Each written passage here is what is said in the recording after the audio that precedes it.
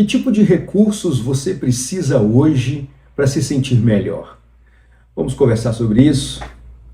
Olá, seja muito bem-vindo ao Café com Bíblia, o devocional diário da Primeira IPI de Santos. E é sempre muito bom ter você por aqui. A nossa vida é composta por um grande emaranhado de recursos. Dinheiro é recurso financeiro, saúde é recurso, tempo é recurso, dons, talentos são recursos. Muitas vezes, condicionamos como nós vivemos à quantidade de recursos que nós temos. Mas e se eu disser para você que talvez, e veja, só talvez, o nosso problema não seja exatamente a falta de recursos, mas a fidelidade na utilização deles? Você já parou para pensar nisso? Mateus capítulo 25 conta uma história muito interessante. Jesus está propondo algumas parábolas e entre essas parábolas está a parábola dos talentos.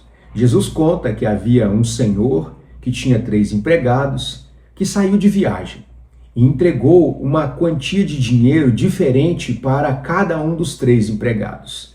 Para um ele deu 5 talentos, que é uma correspondência monetária, né? Era dinheiro. Para outro deu 2 talentos e para um deu 1 talento. E ele partiu então, aquele que recebeu 5 se empenhou com aquilo que ele tinha e acabou produzindo outros 5, somando 10 talentos. Aquele que tinha 2 fez a mesma coisa, usou os 2 talentos que tinha para produzir outros 2 talentos, ganhou outros 2 talentos para o patrimônio do seu senhor. Aquele que tinha apenas 1 talento ficou com medo, porque o senhor, o seu chefe, era muito rigoroso. E ele ficou com medo de alguma forma, arriscar o talento e perder, e com certeza ele teria que prestar contas daquele talento. Então, ele guardou, enterrou, pensando que estaria protegendo o patrimônio do seu senhor. Um tempo depois, ele voltou de viagem e foi acertar contas. Então aquele que tinha 5 apresentou 10 e o Senhor disse a ele: muito bem, você foi fiel no pouco e sobre o muito te colocarei. Aquele que recebeu 2 apresentou 4 e a frase foi repetida: você foi fiel no pouco, sobre o muito te colocarei. Aquele que recebeu apenas 1, ele disse: Senhor, eu fiquei com medo de perder parte do seu patrimônio, e então eu guardei, eu enterrei. Está aqui exatamente aquilo que o Senhor colocou nas minhas mãos. O Senhor ficou irado e ele então mandou tirar aquela quantia de recursos que estava na mão daquele servo e entregar aquele que produziu mais, porque ele era preguiçoso. Veja que nesse contexto, o problema não foi a quantidade de recursos, nesse caso, recurso financeiro, que foi alocado na mão de cada um deles, mas a fidelidade e a disposição dos servos em usar os recursos que foram disponibilizados a eles. E eu penso que o nosso problema muitas vezes não é a ausência de recursos, mas como nós utilizamos os recursos que recebemos. Às vezes dizemos que faríamos mais se tivéssemos mais saúde. E eu entendo, pode ser que seja verdade, mas pode ser que não. Muitas vezes nós somos infiéis com o pouco de saúde que temos e imaginamos que se tivéssemos mais, seríamos mais fiéis a Deus. Outras vezes pensamos que seríamos mais felizes ou mais atuantes se soubéssemos tocar um instrumento como as melhores referências musicais. E veja, em alguma medida isso pode ser verdade. O problema é que, embora não sejamos uma referência no mundo musical, nós não usamos o talento em desenvolvimento que nós temos. E, portanto, não tocamos, não cantamos, não fazemos nada. Às vezes ficamos pensando que seríamos dizimistas se o nosso salário fosse maior, e então sobraria mais recursos para investir na obra de Deus. Mas veja que o problema nunca foram os recursos, mas a disposição do nosso coração em reconhecer que quando nós contribuímos, fazemos isso por gratidão e não por barganha. Nós entregamos como quem deseja participar da obra de Deus. Esses dias o Asaf me fez um questionamento muito interessante para uma criança de 9 anos. Então, separando, né, o dinheiro dele para pagar as suas continhas, cada um dos meninos tem uma mesada que é correspondente a um trabalho que eles prestam aqui dentro de casa. O Mateus tem as suas atividades, o Asaf tem as dele, e no final do mês, ou no começo do mês, nós efetuamos o pagamento dessa mesada, que tem como base essa prestação de serviço.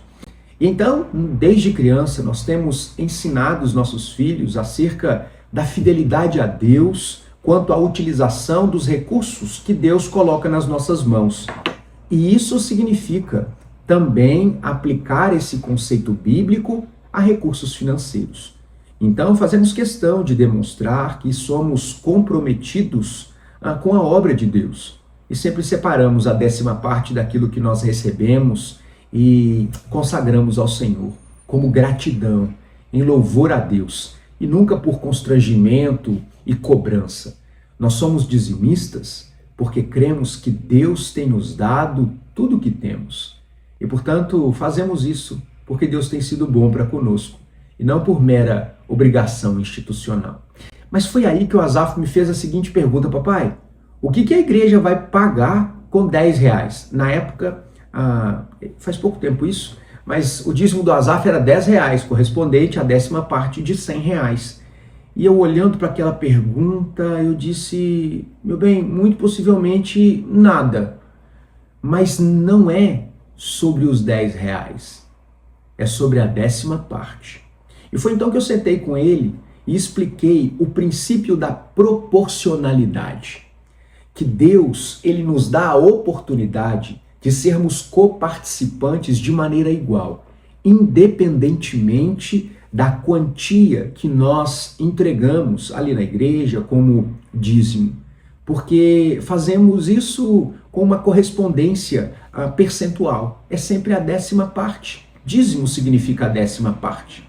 De maneira que o dízimo do Asaf, de 10 reais, era exatamente proporcional ao dízimo do papai, que é pastor, que também corresponde à 10ª parte da minha côngrua pastoral.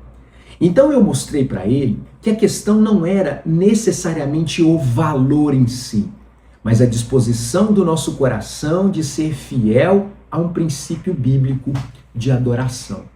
Então veja, mesmo uma criança que recebe 100 reais, adultos que recebem alguns milhares de reais, o que nos falta não são recursos, mas fidelidade na utilização dos nossos recursos.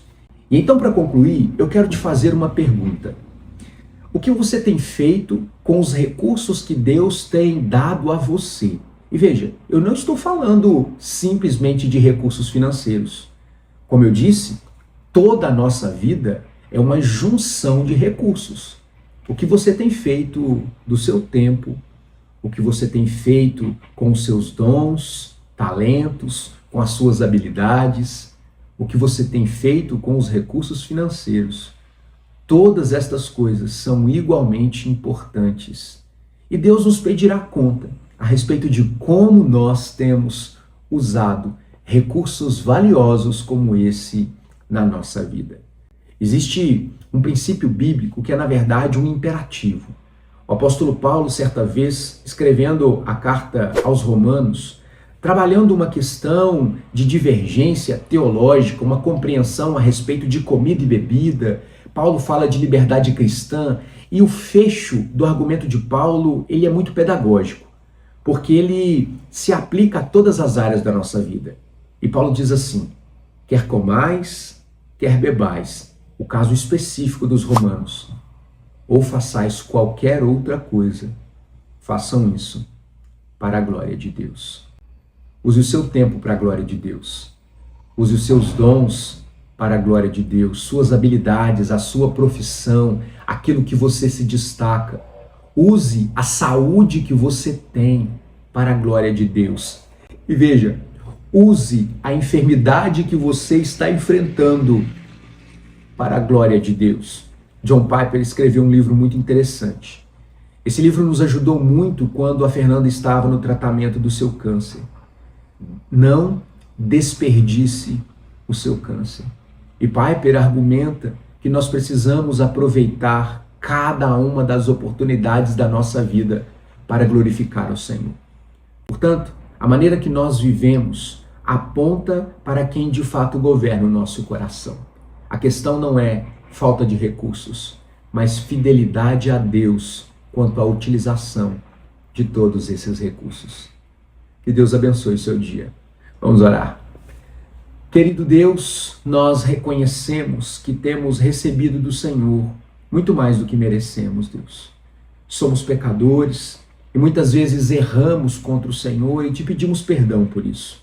Pedimos, ó Deus, que o Senhor nos ajude a usar melhor o nosso tempo, recursos financeiros, a usar melhor os dons, talentos que o Senhor tem colocado nas nossas mãos para a glória do Senhor. Permita-nos, ó Deus, viver de maneira integral para a glória do Senhor. Nos ajude, Deus, a administrar aquilo que o Senhor tem colocado nas nossas mãos, para que todos esses recursos apontem para aquele que governa o nosso coração. E o Senhor, Jesus, é o Senhor das nossas vidas. Em nome de quem nós oramos. Amém. Que Deus abençoe a sua vida. Que Deus nos ajude a sermos bons mordomos dos múltiplos recursos que Deus tem dado a cada um de nós. Nos encontramos amanhã para o nosso Café com Bíblia. Tchau.